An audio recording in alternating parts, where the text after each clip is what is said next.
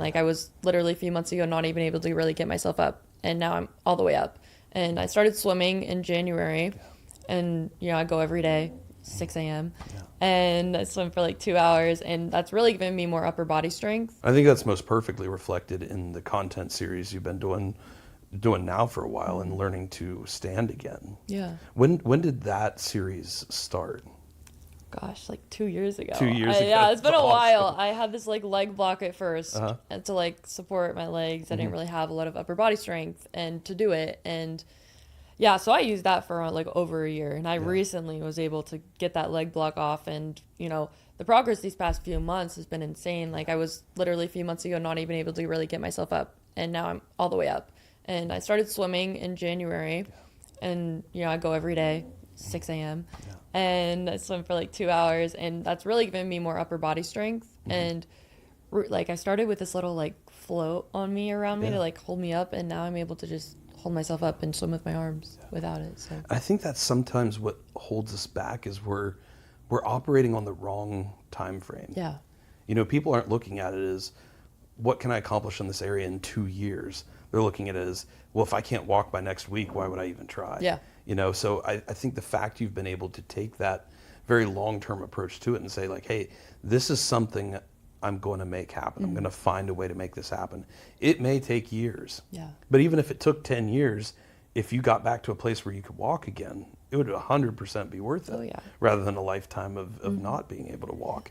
And I love that you took that approach of being able to find things you can do. Like I can still swim, I'll find a way to swim. That'll help build up upper body strength, which will help support me in learning to stand again, which is ultimately the first step in learning to walk again. You kind of mapped out that whole process.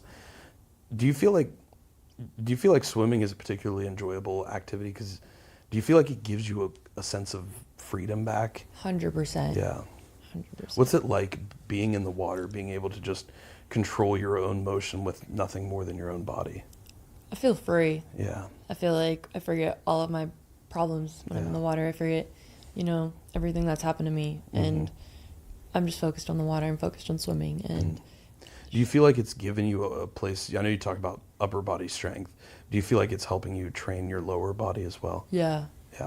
I would imagine, and that's gotta, I imagine it's gotta work the hip flexors a little bit, some of the posterior chain a little bit, and I imagine that's gotta be part of what's helped contribute to the massive success you've had in being able to stand and hold that standing position. Because you're up to what? Are you up to full 2 minutes now? Yeah. Yeah, that's Yep. awesome. 2 minutes 20 seconds, I think was. Yes. Was that the goal? You're Yep. the PR right now. Yep. Yeah, that's awesome. And you're working on 10 minutes, right? Working on 10 minutes by May, but That's awesome. hopefully. Yeah. But what I love about it is that you do have solid, defined, set goals for yourself, but you don't let your self-worth be tied to those goals. Like if you miss a goal for a day, you accept it and you work on it and you find a way to get stronger for the next day. Like you had a day recently, I think, where you were feeling pretty sick under the weather. And so I think your goal was to stand for 2 minutes, but you got to like 1 minute and 20 seconds or something. How do you are you able to just transition? Like if you don't hit that specific goal for the day, are you able to easily just transition and be like, okay, we're going to work on it for the next day? Or is that a skill you've had to build up over time? I think I've always just been like, Been if very I'm not good at making that. it now, I'll make it. I did it before, I can do it again. Yeah. So. I love that. And I think that's something we can all take into our own lives that will help us with any goal we're chasing. Because I see it where people do this thing where we tie our self-worth to these goals. Like if I don't hit this, then I am not worthy as a person. And ultimately all that does is it just kind of corrupts our own journey and makes us not want to even move forward in the first place. And so it can be a dangerous road to walk down. But I think it's one of the most powerful things we can do to, yes, have these established goals, but find that balance of not tying our self-worth to it and understanding that there's going to be roadblocks, there's going to be challenges, you're going to have failure along the way. But ultimately we have to get to this point where we stay dedicated to the process, because that's the only way we ultimately succeed. And I know that also with you're definitely in your cancer journey, but also in, like powerlifting and hypertrophy and even marathon running. There's things that you've had to to face along the way, and there's been failures with that and things you've had to overcome. Where do you think we can start in kind of building this process? Like if we're in a place where we feel like a total failure and don't want to go on, if we have a failure, how can we start to kind of detach our own self-worth from that, find our self-worth from a different place, and be able to move forward in the face of that failure and recognize that it's just part of the process to getting to where we ultimately want to be? A lot to that. Yeah. But maybe two portions of that, if I can remember both topics. One would be I really do enjoy and find myself in that position of like put your head down and keep moving forward. Within the important part of that is merely you having that goal and other goals to kind of keep you on that track towards the ultimate purpose of what you're trying to fulfill. And the second portion of that would be you really need to be open, and you need to be willing, and you need to be entrusting of yourself to be able to learn from that failure. You have to be you really have to work on your curiosity as just a human in general to find yourself in that position of learning from that failure. You're not going to how could I word this? You're not going to be able to firstly enjoy the failure. Like, because for us that fail again and again and again, because we're continuing to try, we kind of, or at least in my world, I find myself enjoying those moments of failure, because then I know, okay, well, I failed. All right, well, that's because I tried. Sweet. What can I learn from that failure? Fantastic. I should have done this instead of that. Okay, wonderful. I can apply this to then my next attempt, and then we go from there. Okay, fantastic. And the easiest example of that is, if you're lifting and doing a bicep curl, and you found that I couldn't do as much weight this time as the previous time. I wonder what happened. And then you find out that your one of your shoulders were turned in more than the other one, and there's little. Obviously, there are many complex. There's like this complex or a diverse array of different observations that are available for you to be able to take in your pursuit of those goals. So therefore, when you have a failure, if you were actively observing yourself through that position and you were curious enough to want to learn from that pursuit, then ultimately you're going to find, again, enjoyment in failure, knowing that it's going to allow you to learn something for the future. Yeah. And ultimately with having, I think a strong foundation of that set of skills is merely having those goals in mind, having those goals placed for you to continue to pursue, just for life in general, but obviously those goals as well, because it's not just about having one goal and then you finish it and then you're just like, okay, like I ran one half marathon. I wasn't just like, okay, sweet, done with running, wonderful, sayonara. I'm gonna go do something else. Some people can do that, and they can go learn they can go skydiving, as their new and next challenge, and fantastic. But for somebody like myself and a lot of people, we find, okay, well, I'm going to keep running. That was a lot of fun, learned a lot from it, gained a lot from it. Now what can I do next, Yeah. And so continuing to have those goals set, because I know quite a few people, plus also myself in the past, I would have such, I did not have the skill of being able to form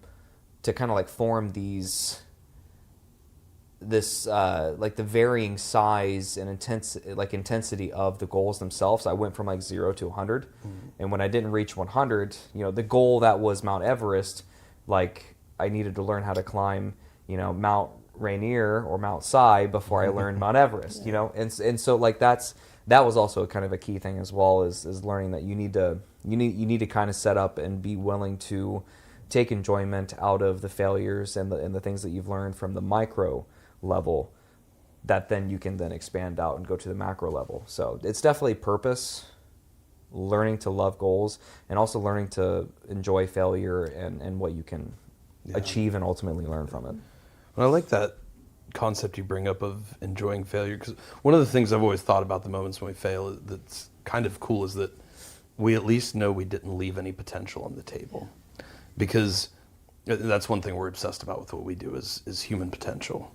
Because we, for you to go from somebody who doctors said, oh, you'll never walk again, to now you're building the ability back to stand, and eventually you're going to get to this place where you can walk again. That is an impossible level of potential. You literally will have reclaimed your own body's ability to stand.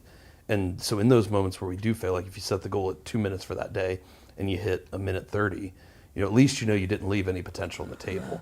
But if you set the goal at 2 minutes and you sit down at 2 minutes, there's always that little question in the back of your mind, like, well, what if I could have gone 2 minutes and 5 seconds? And so at least in that failure, you didn't leave any potential. You didn't leave a what if on the table. And you know that, hey, I showed up today to give it absolutely everything I had, and that's what I root my success in. So I think it's a powerful skill to be able to generate. And obviously it's been a long road so far to getting up to where you can stand again, and it's going to continue to be a long road probably, and there's going to be successes and failures along the way, and I feel confident you're going to keep driving forward every time. What do you think that moment's going to be like when you do finally walk again? I'd be so proud. Yeah. I've been through so much this past 4 years, and at first I honestly didn't know if I was going to walk, and I look back at 4 years, even in now, I feel discouraged at times, like, oh, I should be walking by now, But I look back and I'm like, I've made a lot of progress, like 4 years ago, I could barely sit out of bed, and I needed help with everything. And yeah, it's taking a little bit of time, but I could still not be standing. So, yeah. You know what I love about that response? And I actually wasn't expecting this, but I love this response. You said, I'm going to be so proud. Yeah. And that's such a cool way to feel, because I think most of us would say, oh, I'd be so happy, I'd be so elated, I'd be so thankful. But you already have those things. You're already happy. You've already built this practice of gratitude in your day-to-day life. You're not in a place where, like, you haven't tied your own happiness to the ability to walk again. You haven't put yourself in a place where, oh, once I get to the point I can walk again, then I'll be happy with life. Yeah. You've already built happiness and gratitude. And what you're going to feel in that moment is pride. Yeah.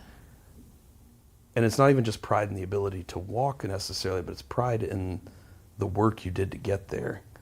The faith you had in your own potential to build that skill back up and to work through it day after day, night after night, failure after failure, success after success, in that long road that leads to something truly impossible. Yeah.